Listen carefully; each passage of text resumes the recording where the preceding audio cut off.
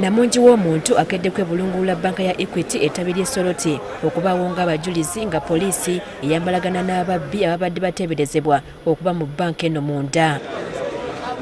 Kino kiddiridde abatuuze ku ssaawa nga 8 ogw'ekiro okubira poliisi essimu nga bagitegeeza bwe baliko ababbi bwebalabye nga bayingidde mu banka eno nga bakozesa eddaala. Mu bwangu poliisi n'abakulira banka batuuse era kibasookeddeko kwe kuggala enzigi zonna eza banka si kulwa nga ababbi babaako we batolokera.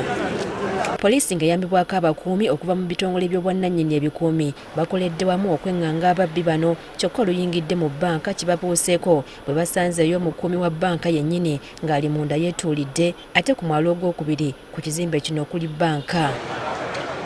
Okusinziira ku Saamu kwebaza akulira kampuni enkuumi eya SGA Security, akawungeezi k'eggulo baweereza abakuumi 2 ku banka eno kyokka omu yabuzeewo omulala gwe basanze munda mu banka eno ng'atudde. When they discovered that one of the guards was not around, he claimed he was in hospital, he had gone to attend to his father, and when they tried to ask him to come, he didn't report until now. One of the guards was upstairs. His phone was off. So it's in the morning that he woke up. Either he was sleeping or what, I don't know. But when he saw many people out, I think he got scared and wanted to run away. But they had to apprehend him. Aduumira poliisi mu bitundu bya East Kyoga Damali Nakyuha ategeezezza nga bwe basanze eddala emabega wa banka nga kiteberezebwa nti ababadde bagezaako okubba banka lye beeyambisizza. We found a ladder which was pitched behind the structure. So we believe that was the ladder which could have been used to attempt to enter the building. These two are already in our detention to aid us in the investigations. Kyokka kitegeerekese nti tewabadde kigendererwa na kimu nti oba waliwo ababadde baagala okubba banka anti buli kimu kisangiddwa nga kiri mu nteeko. What I have to say is that the bank itself was not broken into, and it is safe. Everything is safe in there. Nothing was taken.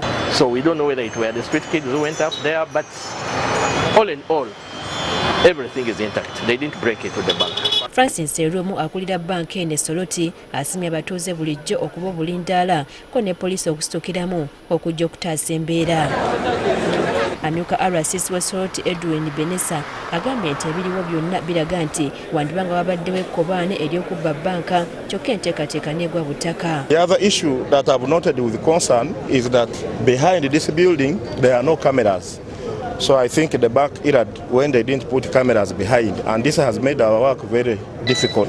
Then the other issue is how power went off just within that proximity of time when thieves were attempting to break into this bank. Oluvanuuma embeera ezze mu nteeko era buli muntu n'alaba eryamuleese.